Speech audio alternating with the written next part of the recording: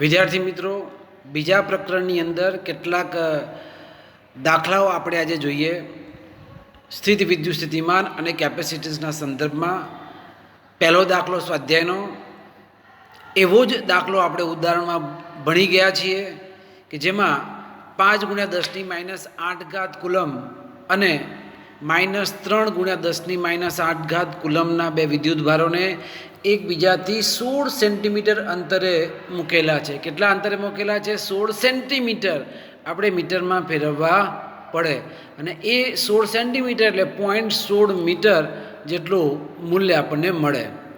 તો કયા બિંદુએ સ્થિતિમાન શૂન્ય થાય? આપણે ધારો કે અહીંયા પી બિંદુ છે, તો એ પી બિંદુથી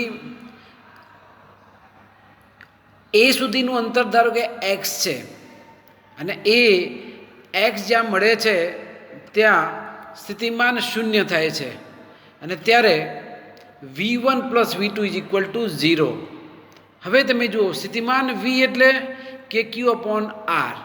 તો Q1 વિદ્યુત ભારને કારણે P પાસેનું સ્થિતિમાન એટલે KQ1 / ડિસ્ટન્સ કેટલું છે? X. અને પછી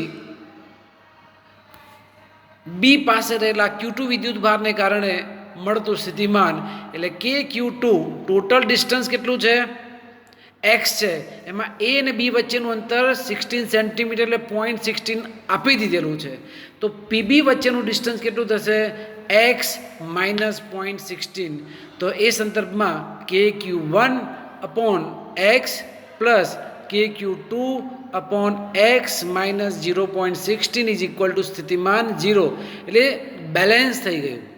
માટે ત્યાં સ્થિતિમાન શૂન્ય મેળવવું છે. બંને બાજુ કે કોમન લઈને 0 પાસે લઈ જાઓ તો ત્યાં Q1/X + Q2/X - 0.16 = 0. કે કોમન લઈ લીધા, 0ના નીચે લઈ જાઓ ત્યાં 0 થઈ જશે. હવે Q1 વિદ્યુતભારની કિંમત આપી છે 5×10⁻8/X. બીજો વિદ્યુતભાર -3×10⁻8/X - 0.16. પણ બંને બાજુ તમે જુઓ કે 10⁻8 છે ને, એ કોમન નીકળશે, 0 નીચે લઈ જાઓ એટલે એ 0 થઈ જશે. એટલે એમાં લખવાની જરૂર છે નહીં. તો હવે સાદું રૂપમાં તમે જુઓ કે 5/X - 3/X - 0.16 = 0. લસા લઈ લો તો 5 બ્રેકેટમાં X - 0.16 - 3X = 0. સાદુરૂપ આપવામાં આવે તો 5 × X તો 5X - 16 × 5 = 80, પણ 2 ડેસિમલ પોઈન્ટ કાપી દો 0.8 - 3X = 0.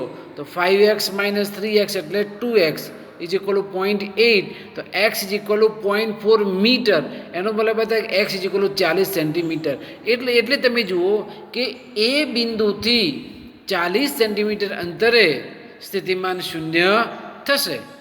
એથી પણ જો બીથી શોધવું હોય તો 40માંથી 16 બાદ કરી દો તો 40માંથી 16 જાય એટલે કેટલું થાય? 24. તો તમે જુઓ કે Q1 થી 40 સેન્ટીમીટર અંતરે અને Q2 થી 24 સેન્ટીમીટર અંતરે એવું બિંદુ P મળે કે ત્યાં સ્થિતિમાન શૂન્ય થશે. ખ્યાલ આવ્યો? સ્થિતિમાનના સંદર્ભની અંદર. હવે આવે છે આપણો ક્વેશ્ચન બીજો. 10 સેન્ટીમીટર બાજુવાળા નિયમિત ષટકોણ છે. ષટકોણ છે એટલે બધી બાજુનું માપ કેવા હોય? સરખા હોય. શિરોબિંદુએ 5 માઇક્રોકુલમ વિદ્યુતભાર આપેલો છે. તો એનું કેન્દ્ર પર સ્થિતિમાન કેટલું થાય? હવે તમે જુઓ, કેન્દ્રથી અંતર એટલે એનું 10 સેન્ટીમીટર બાજુવાળું હોય, ષટકોણ છે, બધી બાજુઓ સરખી થાય. તો એ સંદર્ભની અંદર અહીંયા તમે જુઓ કે કેન્દ્રથી એક શિરોબિંદુનું અંતર પણ કેટલું થશે? 10 સેન્ટીમીટર જ થશે. એટલે મીટરમાં જો ફેરવવામાં આવે તો 10 સેન્ટીમીટરના મીટર કેટલા થાય? 0.1 થાય. બરાબર? તો સૂત્ર કેવું છે? KQ સ્થિતિમાન આવે એટલે KQ/R જ આવે. પણ અહીંયા 6 શિરોબિંદુઓ છે આજુબાજુ, તો 6 ગણું સ્થિતિમાન આપણે કરવું પડે. એટલે આપણું સૂત્ર થશે સ્થિતિમાન V = 6 KQ/R. તો હવે K અચળાંક ખબર છે, 9 × 10⁹ બરાબર અને એના પછી ક્યુ વિદ્યુતભાર કેટલો આપેલો છે 5 માઇક્રોકુલમ એટલે 5 × 10⁻⁶ છેદમાં અંતર r 10 સેન્ટીમીટર એટલે 0.1 સાદુરૂપ આપીએ તો 2.7 × 10⁶ વોલ્ટ મળે. એનો મતલબ એ થાય કે આવો 10 સેન્ટીમીટર બાજુવાળા નિયમિત ષષ્ટકોણના કેન્દ્ર ઉપર 2.7 × 10⁶ વોલ્ટ જેટલું સ્થિતિમાન હશે. ખ્યાલ આવ્યો? તો આ રીતે આપણે જવાબો છે એ જવાબો સ્થિતિમાનના સંદર્ભની અંદર લાવવા પડે. ક્લિયર? હવે એના પછી તમે જુઓ કે ત્રીજો પ્રશ્ન, બે વિદ્યુતભારો છે 2 માઇક્રોકુલમ અને -2 માઇક્રોકુલમ એકબીજાથી 6 સેન્ટીમીટર દૂર એ અને બી પર મૂકેલા છે. તો તંત્રના કોઈ સમસ્થિતિમાન પૃષ્ઠની ઓળખ કરો. તો કયા બિંદુએ શું થશે તે? તો હવે તો બે બાજુ પેલું રેખામાં હતું, આ એક પૃષ્ઠ છે, તો ડાબી બાજુ ને જમણી બાજુ તમે જુઓ કે અહીંયા એ પાસે વિદ્યુતભાર Q1 અને બી પાસે વિદ્યુતભાર Q2, બંને વચ્ચેનું અંતર કેટલું આપેલું છે? 6 સેન્ટીમીટર. તમે જો રકમમાં આપી દીધેલું છે, આપેલું છે ને, તો ઓકે, બધું સેન્ટીમીટરમાં રાખો તો વાંધો નથી હાલતો. તો હવે સ્થિતિમાન શૂન્યના સંદર્ભમાં KQ1/x વત્તા KQ2 ટોટલ ડિસ્ટન્સ 6 છે, તો 6 માઇનસ, ધારો કે x લઈએ તો 6 - x = 0, અગાઉના દાખલાના જેમ જ. તો હવે બંને બાજુ k કોમન નીકળશે, 0ના છેદમાં લઈ જાઓ 0 થઈ ગયું. Q1/x = -Q2/6 - x. Q1 ની કિંમત આપેલી છે 2 માઇક્રોકુલમ એટલે 2 × 10⁻⁶ અપોન x. પેલી બાજુ માઇનસ નિશાની ને -2 એટલે માઇનસ પ્લસ 2 × 10⁻⁶/6 - x. બંને બાજુ સાદુરૂપ આપીએ તો 6 = 2x, તો x બરાબર કેટલું થાય? 3 સેન્ટીમીટર અથવા તો 0.03 મીટર. તો આમ AB ને લંબ પસાર થતા સમતલના કોઈ પણ બિંદુ પાસે વિદ્યુત સ્થિતિમાન શૂન્ય થશે. કારણ શું છે? બે બાજુ સરખા વિદ્યુતભારો છે, એક બાજુ 2 છે, બીજી બાજુ -2 છે, એટલે વચ્ચે કોઈ 3 સેન્ટીમીટર અંતરે આખું કોઈ પૃષ્ઠ તમે વિચારો તો એ પૃષ્ઠ માટે હંમેશા સમસ્થિતિમાન પૃષ્ઠ જ મળશે. બી તમે જુઓ, આ સપાટી પર દરેક બિંદુએ વિદ્યુત ક્ષેત્રની દિશા કઈ છે? દિશા શોધવી છે. તો એ દિશા હંમેશા સમતલને કેવી હોવાની? લંબ હોવાની, અને એ બી દિશામાં જ હશે એમ આપણે કહી શકીએ. એના પછી ચોથો દાખલો તમે જુઓ. ચોથા દાખલાની અંદર 12 સેન્ટીમીટર ત્રિજ્યાના, રકમ જરા ધીમે ધીમે શાંતિથી વાંચવાની, સમજવાની. 12 સેન્ટીમીટર ત્રિજ્યાના એક ગોળાકાર સુવાહકની સપાટી પર 1.6 × 10⁻⁷ કુલમ વિદ્યુતભાર નિયમિત રીતે વિતરિત થયેલો છે. તો ગોળાની અંદર, ગોળાની તરત બહાર અને ગોળાના કેન્દ્રથી 18 સેન્ટીમીટર આવેલા બિંદુએ વિદ્યુત ક્ષેત્ર શોધો. તો શું શોધવાનું છે આપણે? વિદ્યુત ક્ષેત્ર શોધવાનું છે. શું શોધવાનું છે? વિદ્યુત ક્ષેત્ર શોધવાનું છે. હવે આ જ્યારે વિદ્યુત ક્ષેત્ર શોધવાનું થાય ત્યારે 3 કન્ડિશન છે. એક, ગોળાની અંદરના ભાગમાં, બીજું ગોળાની તરત બહારના ભાગમાં, અને ત્યાંથી દૂરના ભાગમાં. હવે તમે જુઓ કે અહીંયા સુવાહક સપાટી ઉપર વિદ્યુતભાર છે, અંતર કોઈ વિદ્યુતભાર નથી. તો પહેલાં તો એ આવે કે ગોળાની અંદરનું વિદ્યુત ક્ષેત્ર કેવું હોવાનું? શૂન્ય હોવાનું. ગોળાની અંદરના ભાગમાં વિદ્યુત ક્ષેત્ર શૂન્ય. આપણે થિયરીમાં પણ આ ચર્ચા કરી ગયા છીએ, બરાબર? તો ગોળાની અંદરના ભાગમાં સ્થિતિમાન શૂન્ય છે. કેમ? વિદ્યુતભાર ક્યાં છે? એની સપાટી ઉપર જ આવેલો છે, રાઈટ? તો એની સપાટી ઉપર વિદ્યુતભાર છે, માટે ત્યાં અંદરના ભાગમાં વિદ્યુત ક્ષેત્ર કેવું હોવાનું? 0 હોવાનું. એના પછી ગોળો છે, તો એ ગોળાની બહાર એટલે ગોળાની સપાટી ઉપર, બહારની સપાટી ઉપર. તો સૂત્ર આપણે કેવું છે? વિદ્યુત ક્ષેત્ર શોધ્યું છે, સ્થિતિમાન નથી. સ્થિતિમાનનું સૂત્ર શું હતું? KQ/R. અહીંયા વિદ્યુત ક્ષેત્ર માટે શું આવે? KQ/R². તો K ખબર છે 9 × 10⁹. Q વિદ્યુતભાર આપેલો છે 1.6 × 10⁻⁷, છેદમાં એની ત્રિજ્યા ગોળાની આપેલી છે 12 સેન્ટીમીટર એટલે 0.12 મીટરનો સ્ક્વેર. સાદુરૂપ આપીએ તો 10⁵ ન્યૂટન પર કુલમ જેટલો જવાબ મળે. છેલ્લે ગોળાથી 18 સેન્ટીમીટર દૂર સૂત્ર તો આપણું આનું આ જ આવશે, ઈ બરાબર KQ/R² જ આવશે. કે ખબર છે, ક્યુ ખબર છે, ડિસ્ટન્સ ખબર છે 18 સેન્ટીમીટર એટલે 0.18નો વર્ગ, તો 4.4 10⁴ ન્યૂટન પર કુલમ જવાબ મળે. તમે જુઓ કે આ બંનેની કમ્પેરિઝન તમે જુઓ તો સપાટી પાસે કેટલું હતું 10⁵, પછી ત્યાંથી અંતર વધ્યું તો 4.4 10⁴ ન્યૂટન પર કુલમ મળ્યું. આ શું સૂચવે છે? જેમ અંતર વધે એમ વિદ્યુત ક્ષેત્ર ઘટે છે. ખ્યાલ આવ્યો? 3 સૂત્રો આપણે મેળવ્યા. હવે 5મો પ્રશ્ન, પ્લેટો વચ્ચે હવા હોય, આ MCQ રિલેટેડ પૂછાઈ શકાય. હા, પ્લેટો વચ્ચે હવા હોય ત્યારે સમાંતર પ્લેટ કેપેસિટરનું કેપેસિટન્સ 8 પિકોફેરાડે છે. કેટલું આપેલું છે? 8 પિકોફેરાડે. હવે બે પ્લેટો વચ્ચેનું અંતર અડધું કરવામાં આવે અને વચ્ચે અવકાશમાં ડાયઇલેક્ટ્રિક અચળાંક 6 ધરાવતા દ્રવ્ય વડે એને ભરી દેવામાં આવે તો કેપેસિટન્સ કેટલું થશે તે. હવે તમે જો કે કેપેસિટન્સ સીનું સૂત્ર ખબર છે આપણને. શું છે કેપેસિટન્સ? સી બરાબર ε0A/d. આપણે થિયરીમાં એ મેળવ્યું છે. અગત્યનું 2 માર્ક્સમાં પૂછાય એવું એ સૂત્ર છે. આપણે અહીંયા માત્ર એનો ઉપયોગ કરવાનો. શું છે કેપેસિટન્સ? સી બરાબર ε0A/d. બરાબર? ઓકે. હવે એ કેપેસિટન્સ આપણને આપી દીધું છે. કેટલું છે? 8 પિકોફેરાડે. એટલે પિકોફેરાડે ને ફેરાડમાં ફેરવો તો 8 × 10⁻12 ફેરાડે. ક્લિયર? આ તો શરૂઆતમાં હતું. હવે અંતર અડધું કરી દીધું તો ડીની જગ્યાએ શું લખવાનું? d/2 કરી દેવાનું. અને ડાયઇલેક્ટ્રિક અચળાંક અંદર દ્રવ્ય ભરવામાં આવે છે. તમને ખ્યાલ છે ને કે જો શૂન્યાવકાશમાં જે કેપેસિટન્સ હોય એના બદલે જો ડાયઇલેક્ટ્રિક અચળાંક વાળું દ્રવ્ય જો ભરવામાં આવે તો કેપેસિટન્સ કે ઘણું થાય છે. કેટલું થાય છે? કે ઘણું થાય છે. આપણને ખબર છે વિદ્યુત ક્ષેત્ર કેમાં ભાગનું થતું હતું. અહીંયા કેપેસિટન્સ કે ઘણું થાય તો તમે જુઓ કે નવું કેપેસિટન્સ C' બરાબર K × C, એટલે કે ઘણું થયું ના થયું? પણ અહીંયા કન્ડિશન કઈ છે? પેલું એ પણ છે, માત્ર દ્રવ્ય તો ભર્યું છે એ તો છે જ, પણ બે પ્લેટો વચ્ચેનું અંતર કેવું કર્યું છે? અડધું કર્યું છે. તો કેપેસિટન્સનું સૂત્ર શું છે? ε0A/d/2. અહીંયા અડધું કર્યું છે સંદર્ભમાં.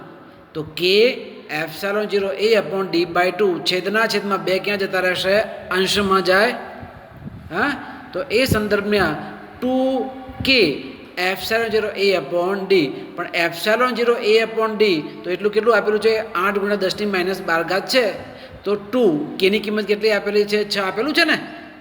કારણ કે ડાયરેક્ટ અચળાંકનું મૂલ્ય કેટલું આપેલું છે? 6 આપેલું છે. તો 2 × 6 × 8 × 10⁻12. તો જો 2 × 12 12 × 8 96 × 10⁻12 એટલે 96 પિકોફેરાડે જેટલું થાય. ફરી એક વખત તમે જુઓ કે જ્યારે કેપેસિટન્સ જે છે એ શરૂઆતમાં કશું નહોતું ત્યારે 8 પિકોફેરાડે હતું. પછી બે પ્લેટો વચ્ચેનું અંતર અડધું કર્યું અને એને અંદર કે ડાયઇલેક્ટ્રિક અચળાંક ભરી દેવામાં આવ્યો ત્યારે નવું કેપેસિટન્સ છે એ 96 પિકોફેરાડે થયું. તમે જુઓ કે ક્યાં 8 પિકોફેરાડે અને ક્યાં 96 પિકોફેરાડે. હે ને? 8 અને અહીંયા કેટલું છે મળ્યું આપણને? 96. કેટલું બધું વધી ગયું તમે જુઓ. ખ્યાલ આવ્યો? MCQમાં આવો પ્રશ્ન પૂછાય, તમારે યાદ રાખવાનો. હવે એના પછી 6થો પ્રશ્ન તમે જુઓ. દરેક 9 પિકોફેરાડે કેપેસિટન્સ ધરાવતા 3 કેપેસિટરોને શ્રેણીમાં જોડેલા છે, લાઇનસર જોડેલા છે, એ શ્રેણી જોડાણ. તો સંયોજનનું કુલ કેપેસિટન્સ કેટલું હશે? બીજું, આ સંયોજનને 120 વોલ્ટના સપ્લાય સાથે જોડવામાં આવે તો દરેક કેપેસિટરનો સમાંતર સ્થિતિમાંનો તફાવત શોધો. અહીંયા જોડાણ કેવું છે? શ્રેણી જોડાણ છે. એ ખાસ સમજવાનું. કયું જોડાણ છે? શ્રેણી જોડાણ છે. હવે શ્રેણી જોડાણ હોય તો સમતુલ્ય કેપેસિટરનું સૂત્ર શું થાય?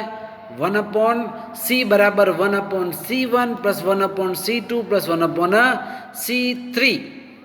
બરાબર ને? તો આ સંદર્ભમાં સમાંતર અને શ્રેણી બંને કન્ડિશન અલગ અલગ છે.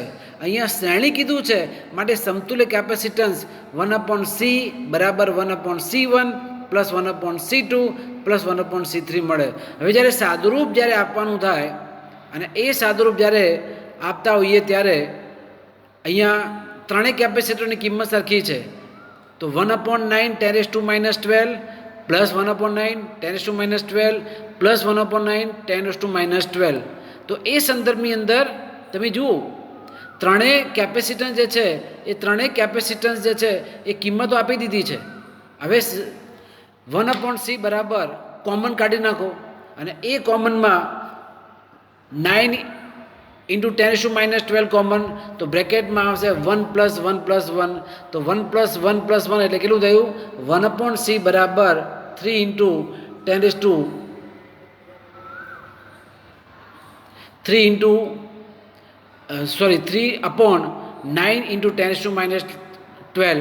3 3 જા 9, અહીંયા કટ કરો તો 1/c બરાબર 1/3 ઇન્ટુ 10⁻12. આ તો છેદમાં છે, વ્યસ્ત કરવું પડે.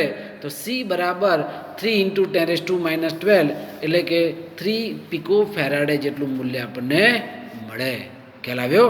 તો આવા ત્રણ કેપેસિટરો કે જેની કિંમત 9 પિકો ફેરાડે હતી એમને શ્રેણીમાં જોડેલા હતા, ત્યારે આવા ત્રણ શ્રેણી જોડાણવાળા કેપેસિટરનું સમતુલ્ય કેપેસિટન્સ 3 પિકો ફેરાડે. તમે જોયું અહીંયા કેપેસિટન્સ ઘટ્યું. એક કેપેસિટરનું વેલ્યુ કેટલી હતી? 9 પિકો ફેરાડે હતી, પણ અહીંયા કેટલી થઈ? 3 પિકો ફેરાડે થઈ ગઈ. હવે બી કેટલું છે? વી બરાબર કેટલો વોલ્ટેજ આપેલો છે? 120 વોલ્ટ આપેલા છે. તો આપણે તો વિદ્યુત સ્થિતિમાન શોધવું છે ને ત્યાં. તો વી બરાબર V1 plus V2 plus V3. ત્રણેય કેપેસિટરના મૂલ્યો સરખા છે, સાથે સાથે શ્રેણીમાં જોડેલા છે. તો V1 બરાબર V2 બરાબર V3 બરાબર V'. શ્રેણીમાં હોવાથી સ્થિતિમાન હંમેશા સરખું હોય. સમાંતરમાં અડધું અડધું થાય, યાદ રાખવાનું. અહીંયા શ્રેણી છે એટલે ત્રણેયનું મૂલ્ય એક સરખું થાય. એટલે V બરાબર 3V'. તો V' બરાબર V/3. તો વીની કિંમત આપણને આપેલી છે કેટલી છે? 120 વોલ્ટ છે. તો 120 ભાગ્યા 3 કરો એટલે કેટલું થયું? 40 વોલ્ટ મળે. તો આવા ત્રણ કેપેસિટરોને શ્રેણીમાં જોડવામાં આવે તો દરેક કેપેસિટર ઉપરનો વિદ્યુત સ્થિતિમાન 40 વોલ્ટ મળે. ખ્યાલ આવે વિદ્યાર્થીઓ? હા, એકદમ સરળ આપણો આ પ્રશ્ન હતો. હવે એના પછી દાખલો 7મો તમે જુઓ. 2 પિકો ફેરાડે, 3 પિકો ફેરાડે અને 4 પિકો ફેરાડેના કેપેસિટરના 3 કેપેસિટરો સમાંતરમાં જોડેલા છે. જો અગાઉના પ્રશ્નમાં શ્રેણી હતું, અહીંયા ત્રણે કેવા છે? સમાંતરમાં છે. તો સંયોજનનું કુલ કેપેસિટન્સ કેટલું થાય? અને જો 100 વોલ્ટના સપ્લાય સાથે જો જોડવામાં આવે તો દરેક કેપેસિટરનો વિદ્યુત ભાર કેટલો થાય શોધવો છે. આ તો વધારે સરળ થયું પહેલાં કરતાં. શ્રેણીમાં અને સમાંતરમાં શ્રેણીમાં 1/c બરાબર 1/c1 plus 1/c2 plus 1/c3 કર્યું હતું. અહીંયા તો ત્રણ સમાંતરમાં જ સીધે સીધો સરવાળો કરવાનો અને સમાંતર જોડાણોથી c બરાબર c1 plus c2 plus c3. ત્રણેયના મૂલ્યો અલગ અલગ છે. સરખા આપ્યા હોય તો ત્રણેયનો સરવાળો જ કરવાનો થાય.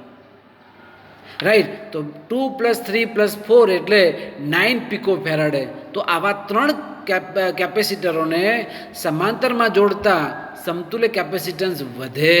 કેટલું મળ્યું? 9 પિકો ફેરાડે મળ્યું. હવે એમને 100 વોલ્ટનો સ્થિતિમાનનો તફાવત આપવામાં આવે ત્યારે C બરાબર Q/V જે આપણું પરિણામ હતું એના આધારે પહેલા કેપેસિટરનું સ્થિતિમાન Q1 બરાબર C1V. C1 કેપેસિટર કેટલું છે? 2 પિકો ફેરાડે. તો 2 × 10⁻12 વોલ્ટેજ સરખા છે. અહીંયા જો વોલ્ટેજ એના જ રહેવાના, સ્થિતિમાન એક સરખું રહેશે. હા, કેમ? સમાંતર જોડાણ છે માટે. એટલે 2 × 10⁻12 × 100 તો 2 × 10⁻10 કુલમ વિદ્યુતભારનો એકમ કયો છે કુલમ. પછી બીજું લઈએ Q2 તો C2V પહેલામાં C1V બીજામાં C2V કિંમત મૂકો તો 3 × 10⁻10 કુલમ અને Q3 એટલે પાછું C3V તો એમાં C3 ખબર છે 4 પિકો ફેરાડે તો 4 × 10⁻12 સ્થિતિમાન V તો 100 છે જ તો 4 × 10⁻10 કુલમ જેટલો જવાબ મળે. તો વિદ્યાર્થીઓ તમે જુઓ MCQમાં ગમે તેવો પ્રશ્ન પૂછાય હા અહીંયા લાગે છે પણ આવા પ્રશ્ન MCQ લેવલમાં પૂછાઈ શકાય પણ યાદ રાખવાનું સમાંતરમાં સરવાળો કરી દેવાનો અને શ્રેણીમાં 1/c બરાબર 1/c1 + 1/c2ના સંદર્ભમાં આપણે જવાનું. ક્લિયર હા સમજો. વીકલી ટેસ્ટમાં પણ આવા પ્રશ્નો તમને પૂછાઈ શકાય. હવે એના પછી દાખલા નંબર આપણો 8 બે પ્લેટો વચ્ચે હવા હોય તેવા સમાંતર પ્લેટ કેપેસિટરમાં દરેક પ્લેટનું ક્ષેત્રફળ 6 × 10⁻³ મીટર² અને બે પ્લેટો વચ્ચેનું અંતર 3 મિલીમીટર છે. આ કેપેસિટરનું કેપેસિટન્સ ગણો. જો આ કેપેસિટરને કોઈ સપ્લાય સાથે જોડવામાં આવે તો દરેક પ્લેટ પરનો વિદ્યુતભાર કેટલો હશે. શું આપેલું છે બે પ્લેટો દરેક પ્લેટનું ક્ષેત્રફળ એટલે કેપિટલ A આપેલો છે. બંને વચ્ચેનું અંતર 3 મિલીમીટર એટલે મીટરમાં આપણે ફેરવી શકીએ 3 મિલીમીટર એટલે 0.03 મીટર. અહીંયા કેપેસિટન્સ C શોધવું છે તો કેપેસિટન્સ Cનું સૂત્ર શું હતું C બરાબર ε0 A/D ε0 A/D ε0 અચળાંક ખબર છે એ 8 છેદનું ક્ષેત્રફળ આપેલું છે D એટલે બંને વચ્ચેનું ડિસ્ટન્સ આપેલું છે તો આપણને કેપેસિટન્સ C મળે કે ના મળે મળે ને. તો એ સંદર્ભની અંદર આપણે કેપેસિટન્સ છે એ કેપેસિટન્સ આપણે શોધીશું. હવે તમે જો અહીંયા પહેલું સૂત્ર C બરાબર ε0 A/D ε0 ની કિંમત અચળ છે 9 × 10⁻12 એ કેટલું ક્ષેત્રફળ આપેલું છે પ્લેટનું 6 × 10⁻³ D ડિસ્ટન્સ કેટલું છે 3 મિલીમીટર એટલે 3 × 10⁻³ મીટર 0.003 હા મિલીમીટરને મીટરમાં ફેરવવા હોય તો 0.003 એટલે કે 3 × 10⁻³ છેદમાં છે. સાદરૂપ આપો તો તમે જુઓ કે અહીંયા 3 × 2 = 9 × 2 = 18 × 10⁻12 ફેરાડે એટલે કે 18 પિકો ફેરાડે. તો આ વખતે જે આડછેદનું ક્ષેત્રફળ આપેલું છે બે પ્લેટો વચ્ચેનું અંતર આપેલું છે ત્યારે કેપેસિટન્સ છે એ 18 પિકો ફેરાડે મળે. બીજું વિદ્યુતભાર શોધવાનો હતો તો વિદ્યુતભાર Q બરાબર CV તમને ખબર છે કે C બરાબર આપણે સૂત્ર મેળવ્યું હતું કેપેસિટન્સ Q/V તો Q બરાબર શું થઈ જાય CV થાય કે ના થાય. C કેપેસિટન્સ શોધી દીધું 18 પિકો ફેરાડે એટલે 18 × 10⁻12 કેટલો વોલ્ટેજ આપેલો છે 100 તો સાદરૂપ આપો તો એ વખતે 1.8 10⁻9 કુલમ 2 ડેસિમલ પોઈન્ટ શિફ્ટ થઈ ગયા રાઈટ. તો 1.8 10⁻9 કુલમ જેટલો વિદ્યુતભાર આવા કેપેસિટર ઉપર હશે. હવે આજ જે પ્રશ્ન હતો આપણો એના જ સંદર્ભની અંદર 9મો પ્રશ્ન તમે જુઓ તો એ 9મા પ્રશ્નની અંદર શું આપેલું છે સ્વાધ્યાયમાં 2.8મા દાખલાનો ઉપયોગ કર્યો છે એટલે એ વખતે રકમ તમને આપી દેવામાં આવે. કેપેસિટરમાં 3 મિલીમીટર જાડાઈની માઇકા અબરખ અંદર ભર દીધેલી છે કે જેનો ડાયલેક્ટ્રિક અચળાંક કેટલો છે 6 છે.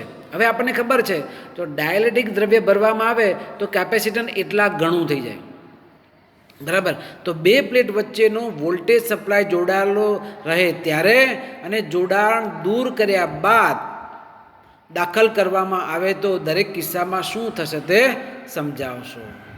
અહીંયા કેપેસિટન્સના સંદર્ભમાં ડાયરેક્ટ અચળાંક કેટલો આપેલો છે 6 આપેલો છે.